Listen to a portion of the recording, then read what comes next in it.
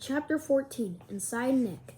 On the outside, Nick was still Nick, but inside it was different. Oh, sure, he still had a lot of great ideas, but now they scared him a little. For instance, look, Nick learned in social studies class that people who buy stuff are called consumers. If consumers stop buying, stores and shops and restaurants will go out of business. Then, boom, a new idea hit him. All the kids loved lunchtime, but the awful part about lunch was the eating part. School food. And the food was never a surprise. You had to smell it all morning and then go eat it. The food was always bad. Well, thought Nick, the school cafeteria is sort of a restaurant, isn't it? And the students are the consumers, right? And if we don't really have to buy our lunches there, do we? Nick could see it all. He would get all the kids to bring their lunches from home every day until the ladies who made the lunches cooked better food. He was sure these women didn't cook food like that for their own families. The kids were the consumers with $1.35 in their pockets. Until the food was better, that's where their money would stay. Great idea! Nick was sure it would work, and he got all excited about it. But then Nick remembered what had happened with Frindle. It stopped him cold. He was sure that if all the kids stopped buying lunch, sooner or later someone would figure out that it was all Nick Allen's idea. He would get in trouble. People would write about it in the newspaper. The principal would call his parents, and anything could happen. So for the first time in his life, Nick kept a good idea to himself. He never even told John or Chris. And that changed Nick. His mom was the first to notice. Are things okay at school, honey? She asked one day in early March. He had seemed kind of down, a little sad. It worried her. Sure, said Nick. Everything's fine. Everything's okay with your friends? They haven't been hanging around here very much.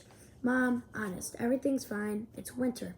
Everyone's really busy with hockey and basketball, that's all. And Nick went to his room and shut the door. Mrs. Granger noticed the change too. The clever little rascal who had looked her in the eye and said, but I really don't have a Frindle with me. That boy wasn't in her class anymore. Now quieter, more careful Nicholas Allen came into class every day.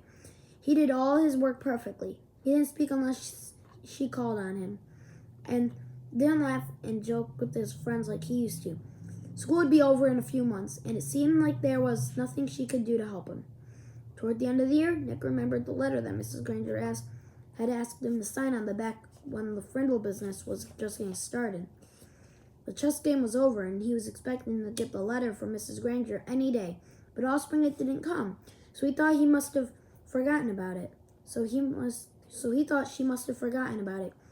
Nick was afraid to bring it all up again, but he was dying of curiosity. So on the last day of school, Nick knocked on Mrs. Granger's classroom door.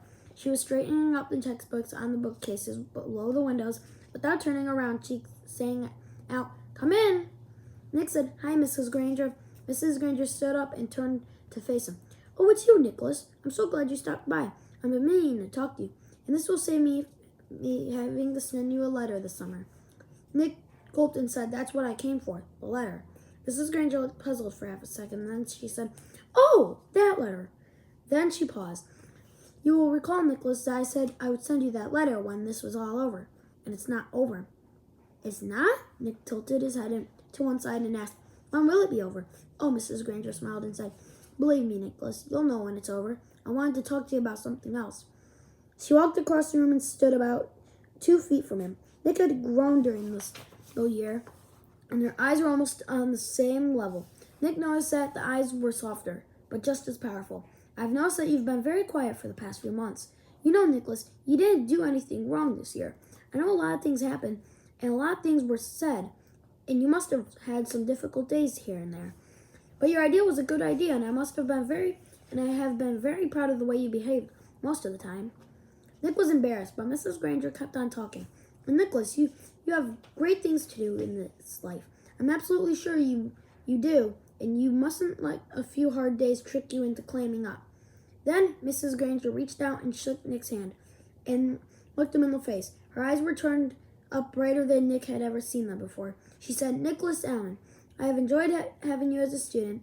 Now you go out there and have a wonderful summer, and I expect to hear remarkable things about you, young man." Mrs. Granger watched Nick start to leave, but before he got to the door, he turned and said, "Thanks, Mrs. Granger. You have a great summer, too." Then he grinned and said, "And don't forget to buy some new Frindles for the next year."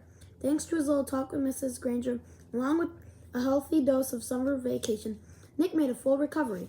He was proud that he had made up a new word, and he enjoyed thinking about it, all the commotion it had stirred up. That one little word had made a 5th grade year to remember. Before he started 6th grade, Nick was Nick again, and all through the junior high and high school and college, he proved it. For example, 2 years later at the school, all the school cafeterias in town were serving delicious food at least 4 days a week, all because Nick had the consumer. Because of Nick the consumer. And the state of superintendent of schools had made a special trip to Westfield to learn why this little town had the most successful lunch program in the state.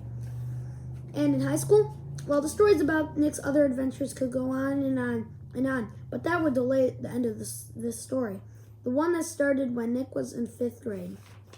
Because the end of this story came later, 10 years later. And what was happening in Nick's word during those 10 years? Nothing fancy, nothing exciting. Words don't work that way. Words either get used or they don't. And Frindle was being used more and more, and it was becoming a real word.